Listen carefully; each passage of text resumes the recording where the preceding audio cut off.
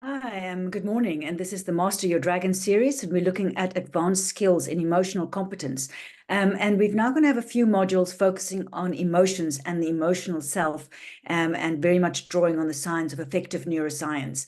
And first, we're going to focus on what I'm calling the distressing emotions. So emotions that are generally negatively, and sort of this is what makes us unhappy and very much live within what we call that dragon self of ourselves.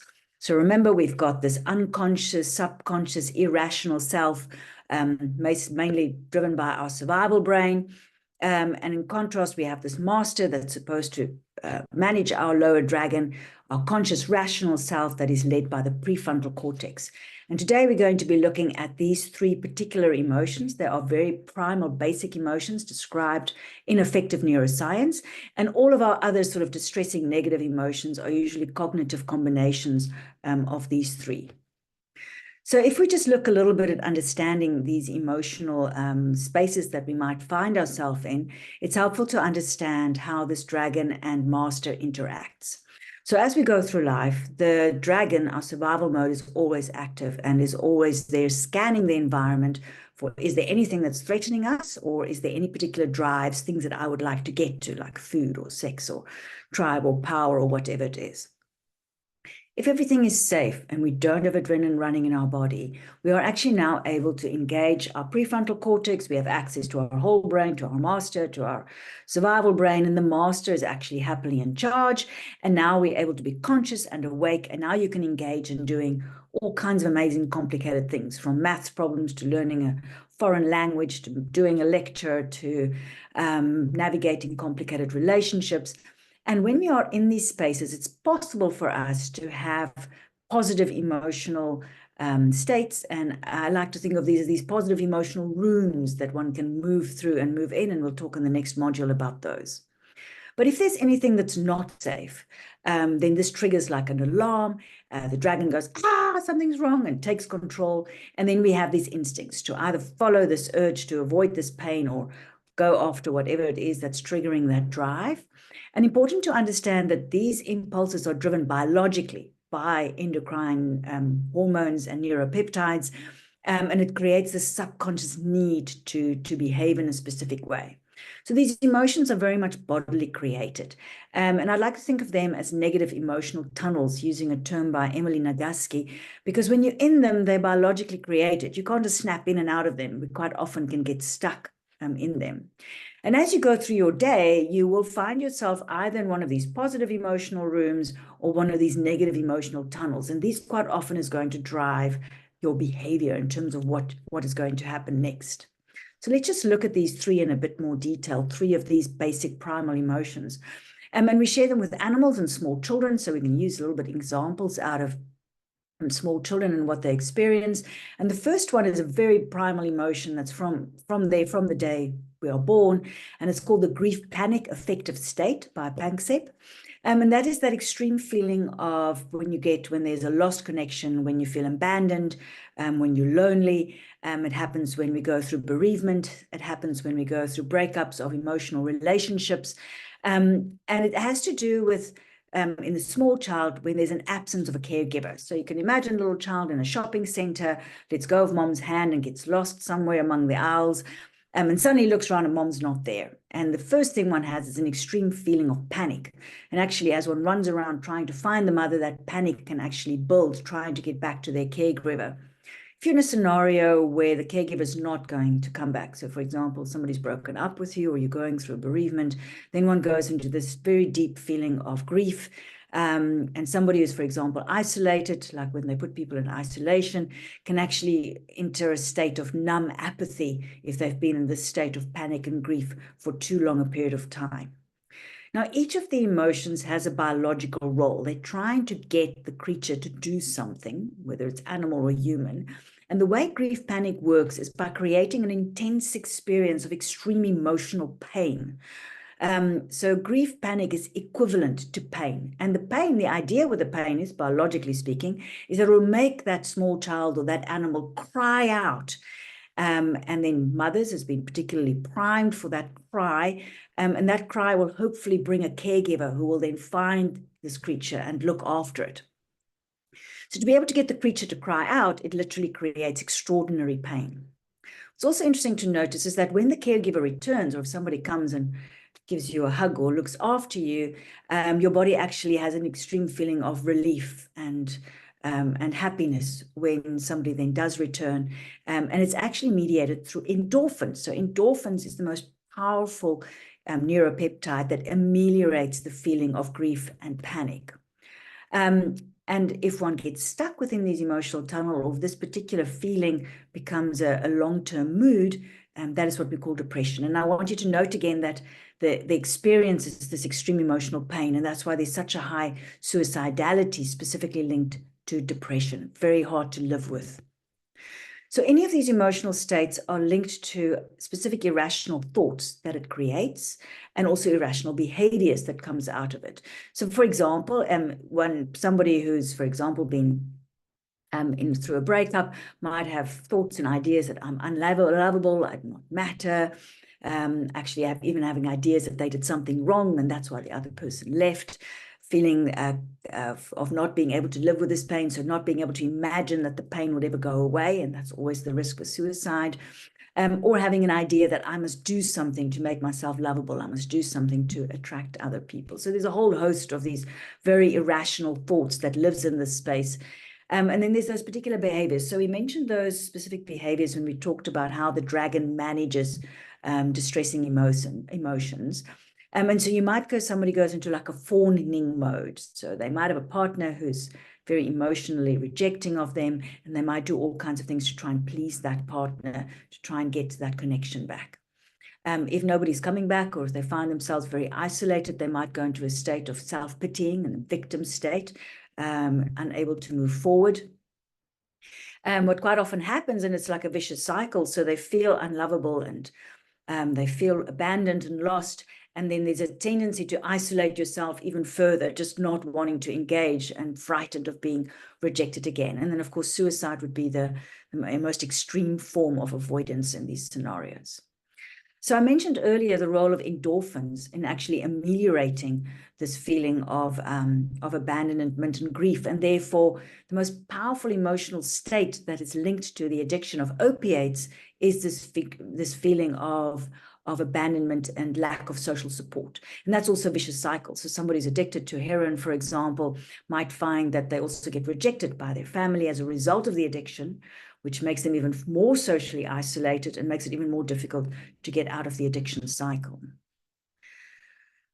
And then self-harm is definitely one of the behaviors that can happen when people have reached that numb apathy state. So somebody is very isolated, very disconnected, very unable to find links with those around them. So in severe depressive states, we can see that.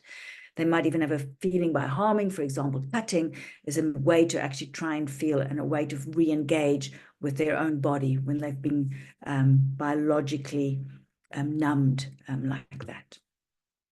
So the second important emotion is fear, again, in small children already there from a young age, can sometimes be linked to that panic, grief state, but it's a very different state, different part of the brain that it affects. It's got a very different set of neuropeptides linked to it, and it has a very powerful biological impulse to move away from something, to get away from something.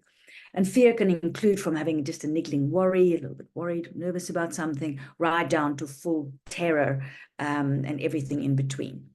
And of course, it can get triggered by any threat. So it can be threat to your physical safety, threat to your emotional safety. So somebody is horrible to you, or just your not being able to express who you are. So being locked away in a prison, for example, being blocked from being able to say what you think or feel, or not being able to live as the person that you are.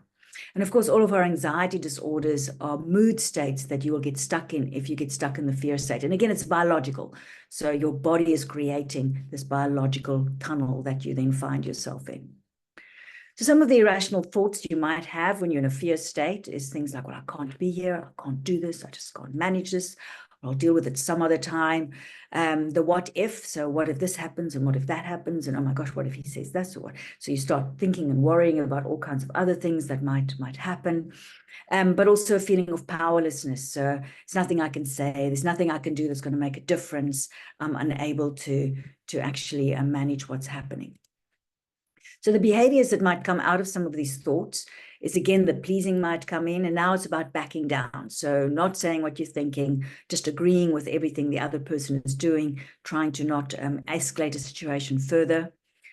Some people find that one of the ways of dealing with fear and anxiety is trying to control the environment. So they might also have more fears that are actually coming up, and might even have actual phobias created by this fear state, so all kinds of irrational thoughts, and then having a compulsion to act on this and try and control the environment, which can go into a whole range of compulsive behaviors.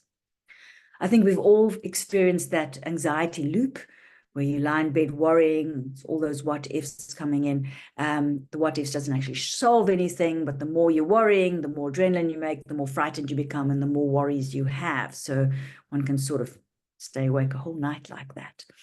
And then in avoiding is the people who are then fearful, they're just not engaging, not showing up for work, not having that difficult conversation, not doing what they're supposed to be doing because of the fear. Distracting is also a powerful behavior here, and not necessarily so much. It can also be some of our addictive substances, but social media and our modern society has become a very common way of dealing with anxiety. So if you're feeling nervous or anxious about something, you can whip the phone out and find something to distract you from those things. So sometimes when you look at somebody who's in a state like this, somebody might come across as being either very apathetic, unengaged, not interested. We have this term neuroticism. I don't particularly like that as a description of a personality trait, because all of those are actually somebody who's in a fear state, and this is the behavior that is helping them cope and manage while they're in that emotional tunnel. And being able to recognize this help us to not actually classify that person according to that behavior, but understanding it better. The last and third major distressing emotion is that of rage. So again, a biological emotion, different part of the brain, different neuropeptides. But this time the biological impulse wants you to move away from something, not move away from something, but to actually destroy something. So I like this definition, the biological impulse to destroy an obstacle that is in the way. It's a description from Emily Nagoski.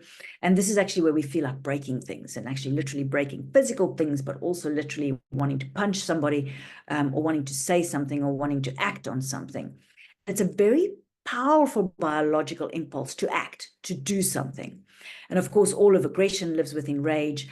And there's a dopamine reward when you act. So if you're in a bit of a fit of road rage and you're jumping out of the car and you've got that indignant,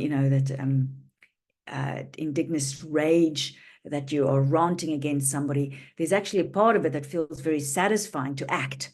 And sometimes very difficult to not say something or to not do something or to not respond on that. People who are struggling with this emotion then find themselves in scenarios where they end up either hurting something or destroying something when they're in a rage state. So rage also very much has to do with power. And when one has the irrational thoughts, when you're in a rage state, is you can actually convince yourself that you are right and the other person is wrong. You can have an intense feeling that you want somebody else to do what you say or to do what you want. You have an intense feeling that you know better, that you can do it better. And rage is not always necessarily the screaming person with a red face. Rage can also be a cold, smoldering, calculated rage when your only purpose is to actually get what you want.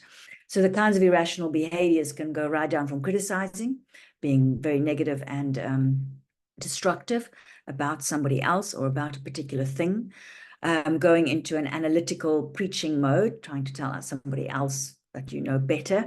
Classic mansplaining. So a different way of looking at mansplaining is a man who's actually feeling being triggered by something. He's in a rage state. He's in an anger state, and therefore feels it is his right to now give you a long lecture of exactly how things are working. But of course, all manipulation. So in the larger scales of acts of oppression, on a personal level, gaslighting, somebody trying to make you feel that problem is actually yours, or you're imagining what's happening. And rage can come out in a variety of interesting little behaviors in how somebody's trying to overpower somebody else. And of course, all violence, all aggression, all of that impulse to smash things in the way lives within the rage space, and is by far the most destructive in our society of the three emotions. So the reflection exercise we have at each of our modules is it's interesting for yourself as a human being to realize these are biological realities in your life. And every day you will have times where you might find yourself in one of these tunnels. And we all have tunnels depending on our temperament, time of our life, what's going on at the moment, our environment, things we've also been exposed to when we are younger. We might find that these particular tunnels that we get pushed in more easily. So it's helpful to know, do I sometimes find myself stuck in panic, grief, or do I find I'm quite anxious and get stuck within fear? Am I somebody that easily my anger gets triggered? What is the kinds of things that trigger me into that space? So that's sort of a first level of reflection, is understanding what your particular emotional spaces are biologically. And then the next level would be able to start reflecting on how you behave when you are in those spaces, and just being able to notice that those behaviors are not usually helpful. And sort of the real advanced level is when we are able to notice when we're actually in one of those emotions, being able to pick up that emotion is actually triggered in, and being able to make sure that it doesn't actually dictate our behaviors. We will look in the next little series specifically on the more positive emotions, and then in the third module in this particular, and in the module 4, we will look at emotional regulation between those 6 emotions. Thank you.